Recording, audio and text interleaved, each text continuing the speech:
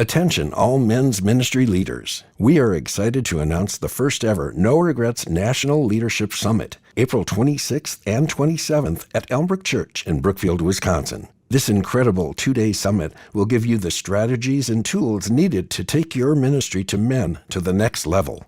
You'll hear from nationally renowned pastor, author, and speaker Steve Carter, along with Steve Sonderman and many of the seasoned leadership trainers of the No Regrets team.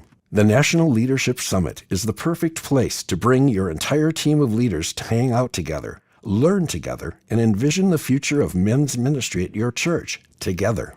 Register today and take advantage of our lowest pricing option beginning at just $89 per person. Don't miss the No Regrets National Leadership Summit, April 26th and 27th at Elmbrook Church in Brookfield, Wisconsin. For more information, visit noregretsmen.org and sign up today. We'll plan to see you in April.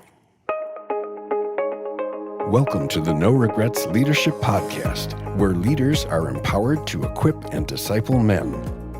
Welcome to the No Regrets Leadership Podcast. Every week, we encourage and equip leaders to disciple the men in their circle of influence.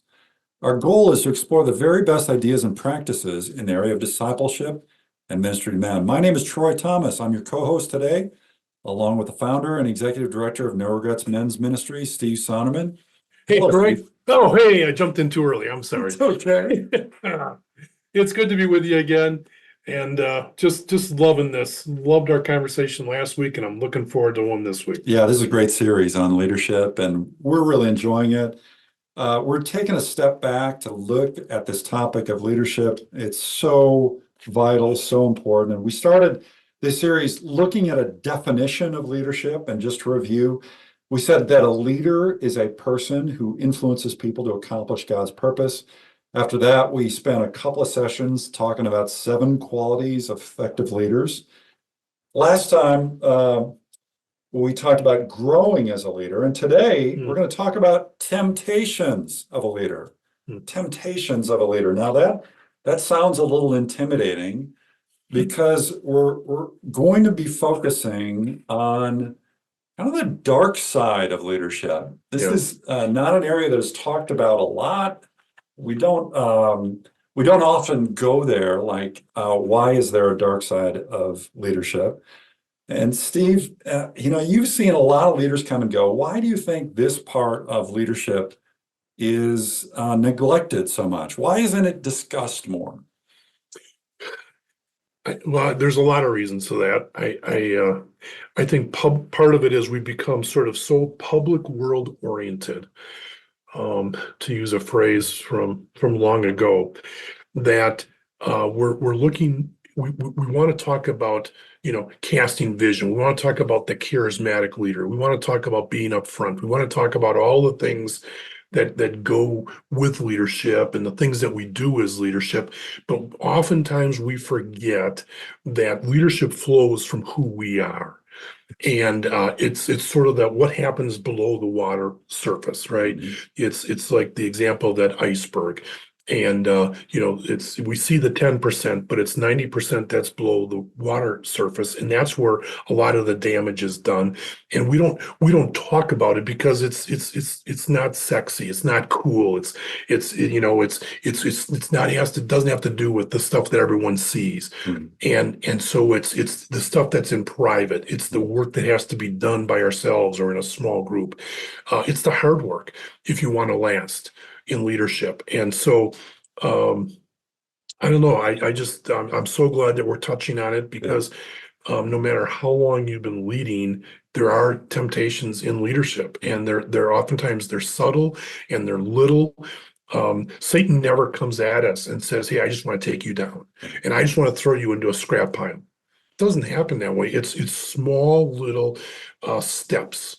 And it's little compromises here and there. Mm-hmm. And so that's why it's important that we talk about it, and you're constantly being self-aware. And we're going to get to this, but what is temptation for you? Where are you vulnerable? And being self-aware of that, knowledge of that, and allowing others into that discussion as well. It's just a key conversation. And Troy, I'd like to get just your thoughts on when you look at the landscape today.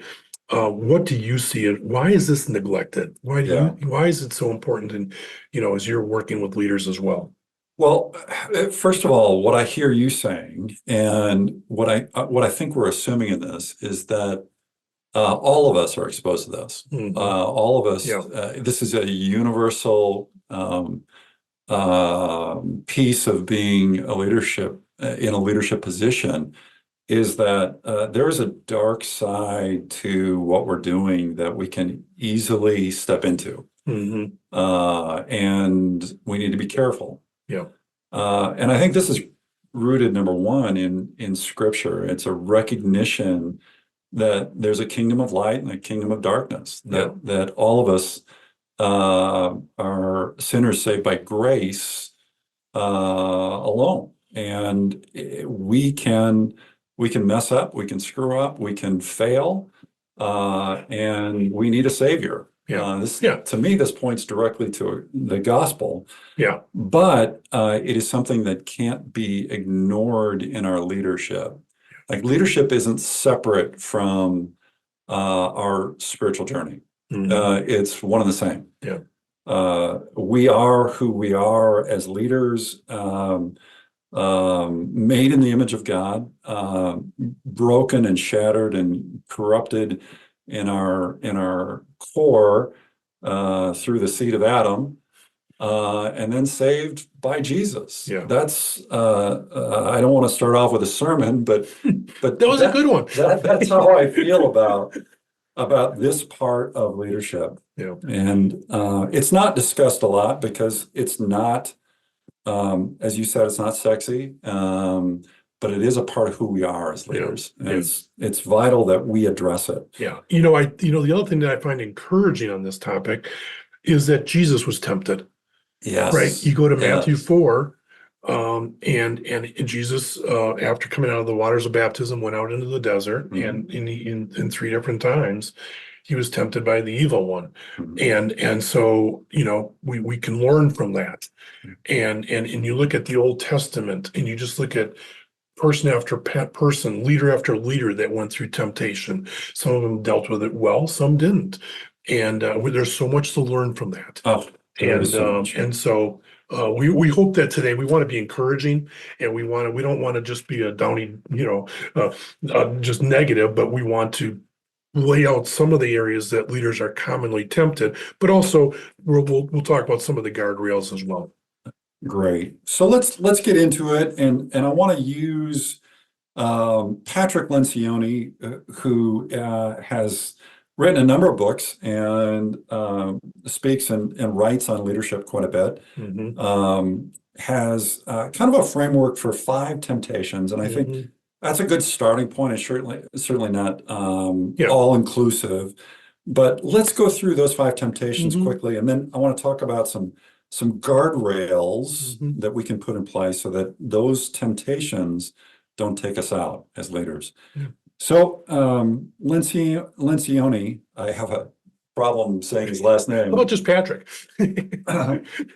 Talks about these 5 temptations, and the first one is the enjoyment of status. The enjoyment of status. What does that look like, Steve? I think bottom line, it's power, it's position, it's wanting the title, it's wanting.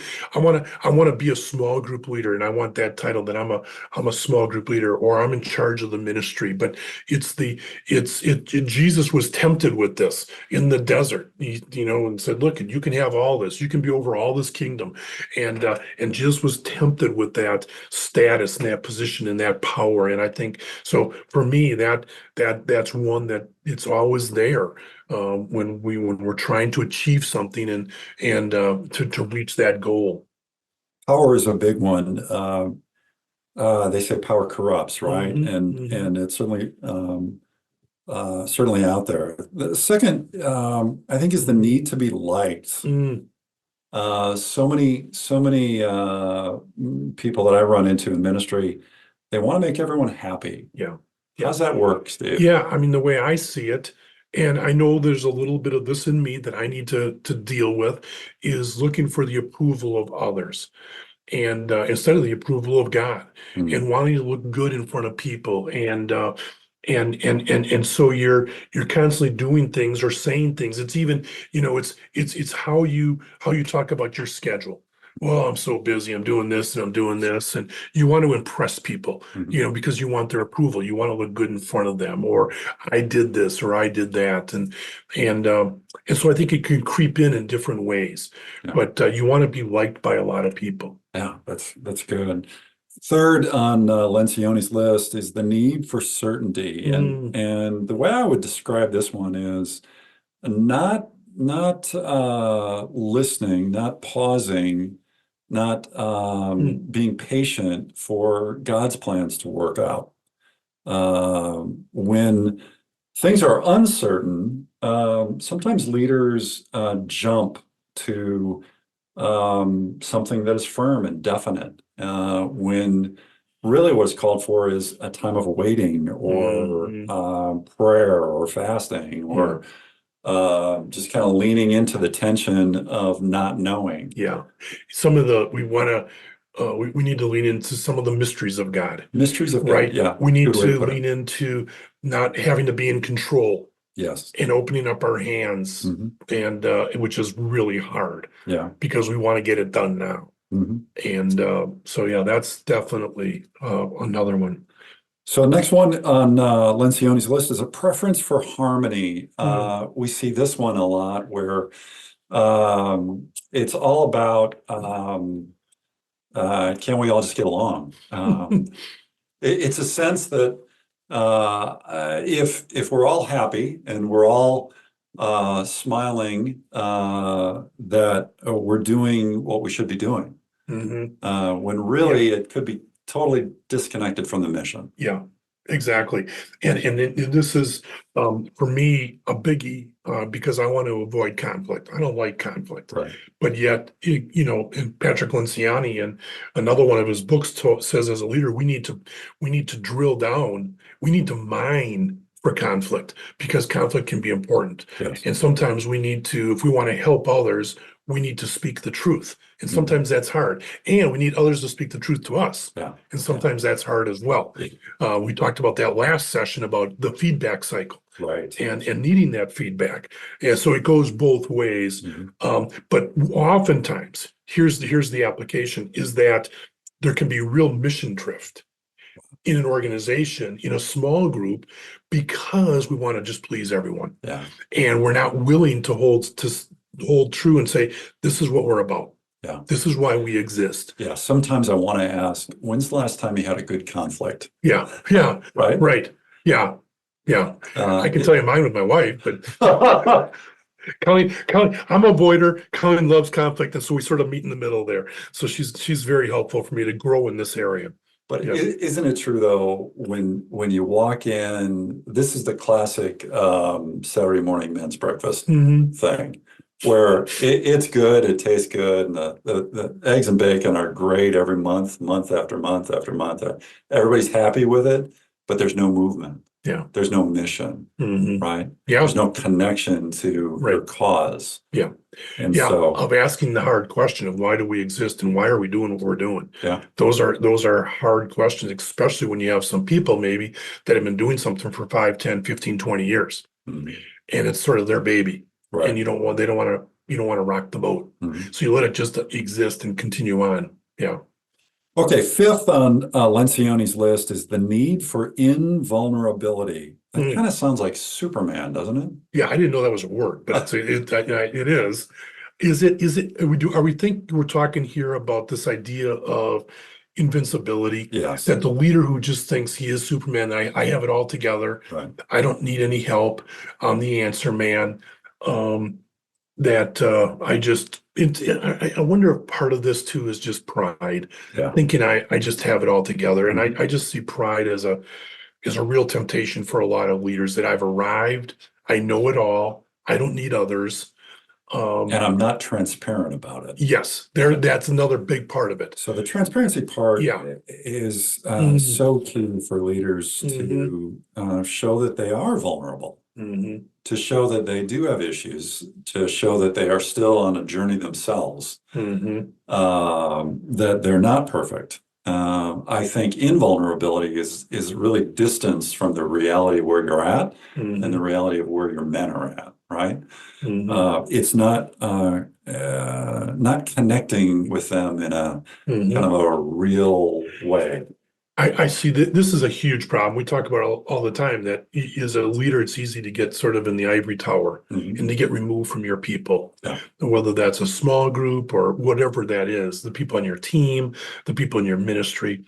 And what I've discovered, you have too, because you're so good in this area, Troy, is really you want it, the more vulnerable you are, the stronger the relationship you will have. Yeah. Because guys want to know, oh, you have that problem too, you struggle with that, you're real.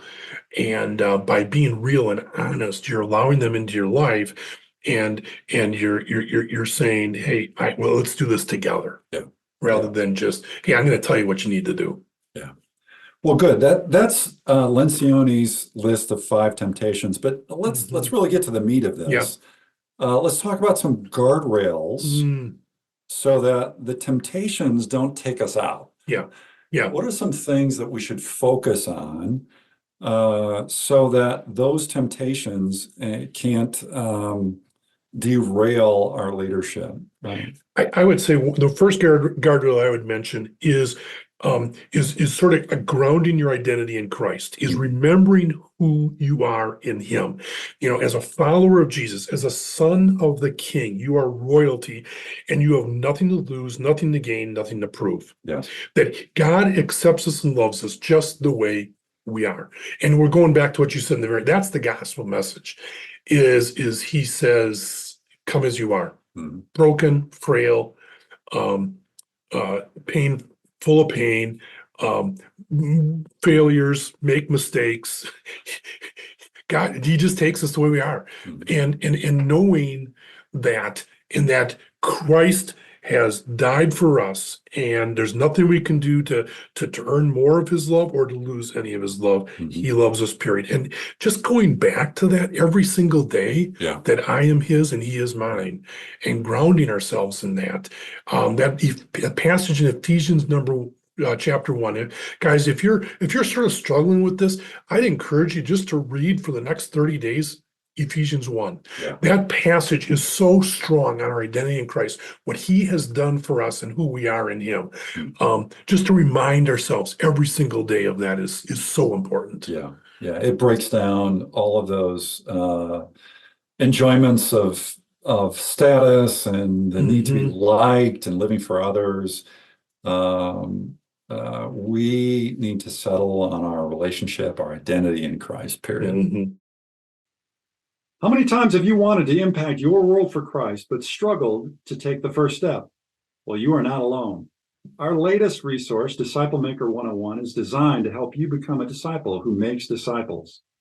This self-paced online course will provide you with practical tools to help you identify men in your sphere of influence, equip you to share your faith story, and practical tips to invest in the life of others by leading a small group.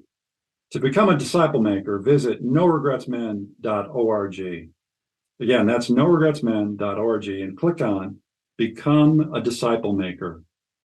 Or what would be another one for you that you'd say is key when dealing with temptations? Well, I think one thing that happens, if I look at where temptations have taken guys out, usually they've been isolated. The men have somehow isolated themselves, whether it's the ivory tower or isolated their thinking or isolated their leadership somehow. And really what that is not being connected. And so the guardrail here is to stay connected, guys. Always stay connected to the Lord and stay connected to others.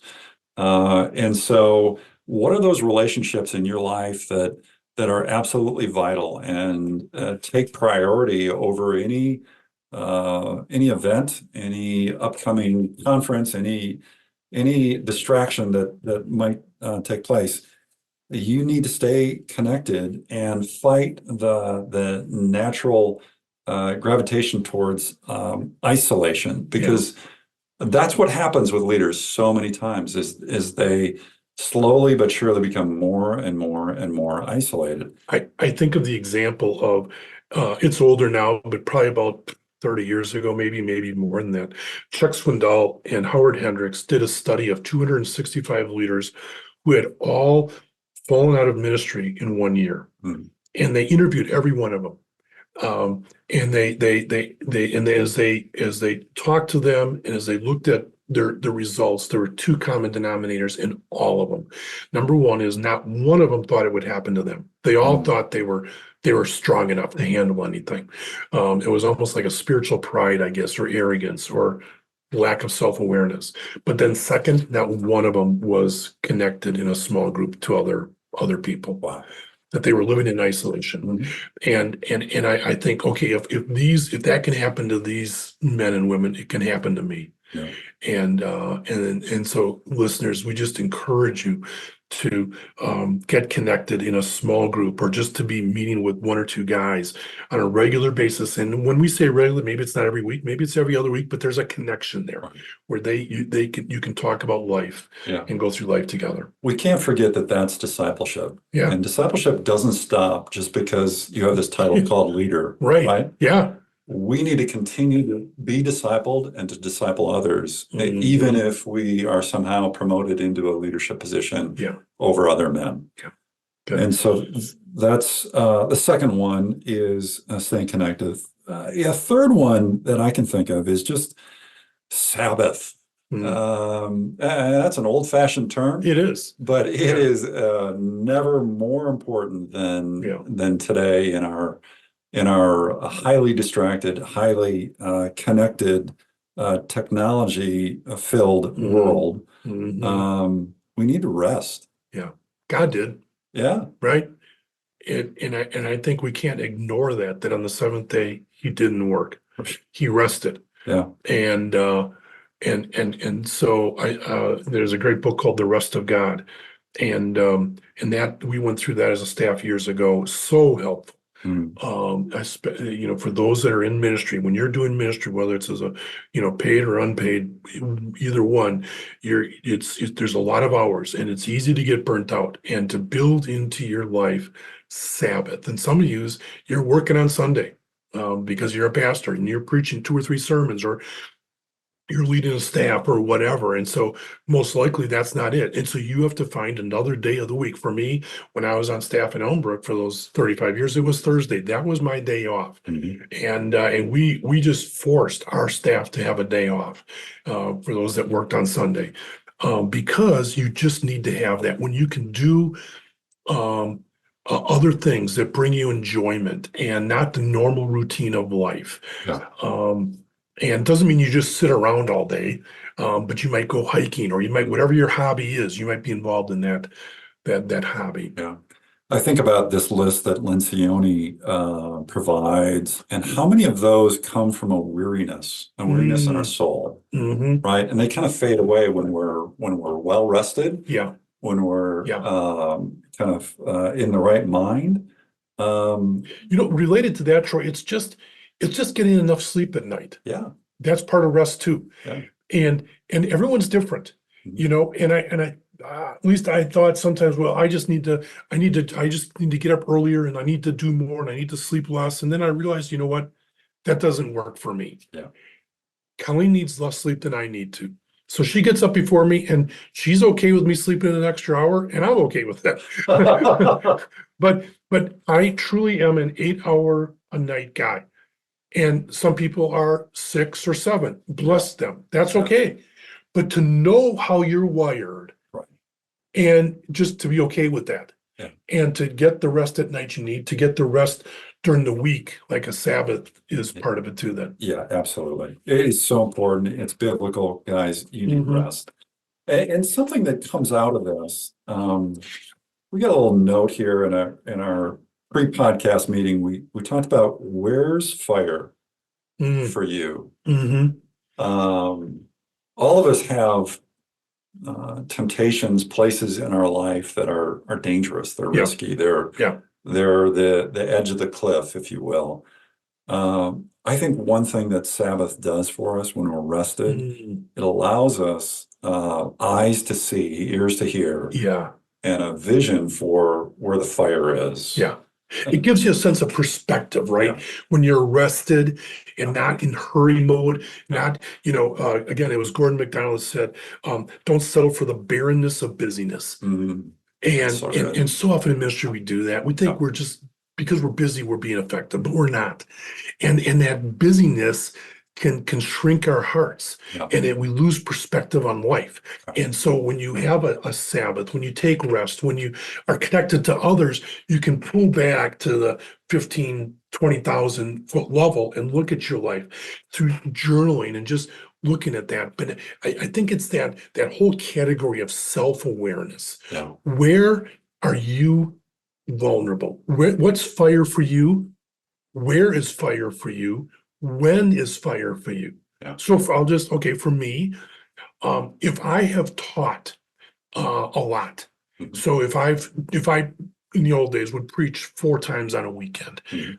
I'd come home, I'd be absolutely trashed. Yeah. I was emotionally vulnerable. Mhm. And I knew that about myself. I had to learn that about myself.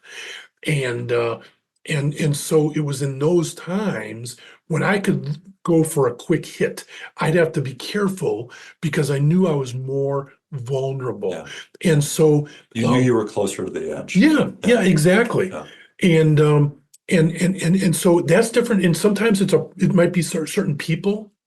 It might be a certain place. And so for guys that are traveling, sometimes they've been in meetings all day long. They go back to the hotel room. They're all by themselves. There's no one there. Who's going to know?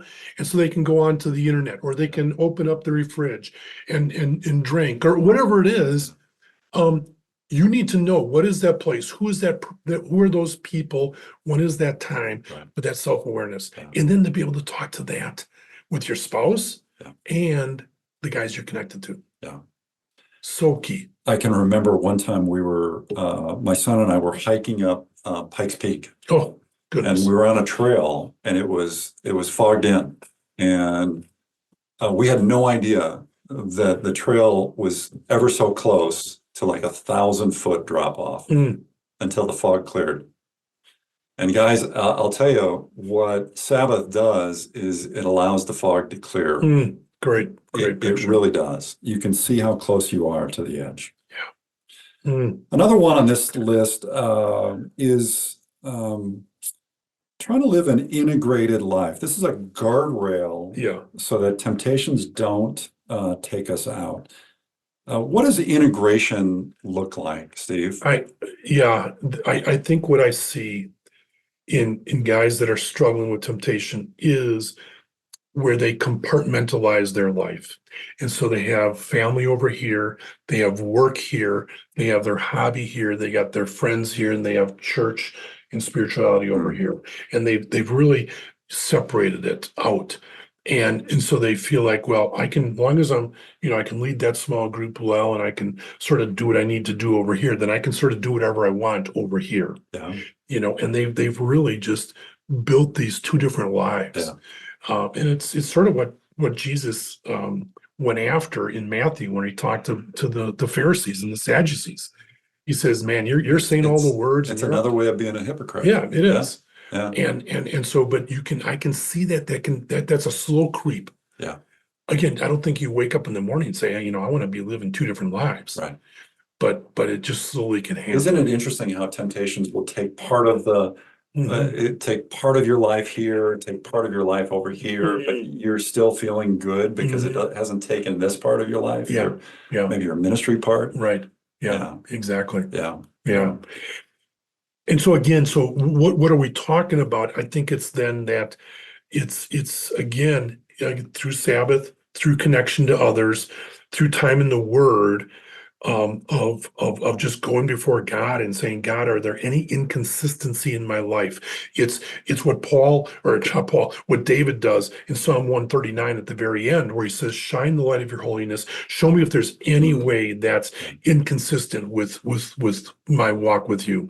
And we just have to be, again, honest to God about that. Yeah. That's so good. Another one that I can think of is oftentimes leaders wind up burning out the people around them Hmm. and putting too much burden on maybe their spouses or their families or their staff or their volunteers. The opposite of that, and really the guardrail that we're suggesting so that you avoid the temptation, is to care for others, is to pour into others, is to serve others, and to be someone who cares more about the people who you're working with and the people around you than whatever the task is, for Yeah. example. Yeah. And Troy, you know my story, and this was me. When I got really addicted to work, there was a trail of people in my wake, and I was so intent on achieving, Mhm. looking good in front of people, getting things done, that I didn't care for Colleen and the kids and some of my key leaders. Yeah. Um, and I really burned some bridges here and really hurt some people. Yeah. And so this one is very, very real to me. Mm. And it took time to repair the damage done, and to realize that that is a temptation for me. I know that I'm vulnerable there, and I will be continue to be vulnerable till the day I die. And Mm. so I have to really pay attention to this, is to really care for those around me and to love them and to not put the ministry in front of them. And I think so many leaders and pastors do that. Yeah. They sacrifice their family on the altar of ministry. Right. And there's just a wake of pastors who have done that. And we got to be so careful. I have a quote I'm going to pull out from Gary McIntosh. Overcoming the Dark Side of Leadership is a book that he wrote a few years ago. Mhm. And he wrote, the majority of tragically fallen Christian leaders during the past 10 to 15 years have been baby boomers. No knock on baby boomers there, but on baby boomers who felt driven to achieve and succeed in an increasingly competitive and demanding church environment. Most often, their ambition has been a subtle and dangerous combination of their own dysfunctional personal needs and a certain measure of altruistic desire to expand the kingdom of God. It's like when we wrap our desires and our motivations and our ambition with altruistic things like fulfilling the Great Commission and expanding the church and filling up the pews and making a big event, we run the risk Yeah. of burning out people and hurting them. Yeah. And Right. he could have written that about me. Mm. And I'm only here by the grace of God that Colleen and others intervened in my life and saw this coming. And I'm so grateful, and unfortunately have seen a number of leaders who have fallen and have had to leave because of this very thing. So yeah, it's real. Yeah. It's absolutely real. Yeah. Well, Steve, this is a tough topic to address, but it is an important topic. It is the Yeah. dark side of leadership, and leaders, we need to go there. We need to understand our dark sides, Yep. and we need to understand what temptations there are out there. And we also need to really focus on those guardrails so that the Yep. temptations don't take us out. And Steve, once again, our time is up. So we're going to have to continue our leadership series next week. Leaders, we hope this episode has been helpful to you as you go and make disciples of the men in your sphere of influence. Thanks so much for dialing in. Don't forget something very important. If you find this helpful, follow our show, share our show, leave a comment, give us some feedback on the episode website. Ready yet? Leave us a review. For Steve Sonderman, I'm Troy Thomas. Until next time, thanks so much for listening. Thank you for joining the No Regrets Leadership Podcast. For more information and to access past recordings, please visit www.menwithnoregrets.org/podcast. Life Camp USA is a nonprofit organization that mentors young men who have lost a father due to military or law enforcement service. Life Camp USA provides an all-expenses-paid, week-long, world-class camp experience that inspires, equips, and navigates these fatherless young men through some of life's toughest moments. Life Camp USA's mentors serve grieving families by helping these sons establish healthy identities, values, character, and goals without the crucial aid of a father in their life. To learn more about Life Camp's mission, visit lifecampusa.org. Again, that's lifecampusa.org.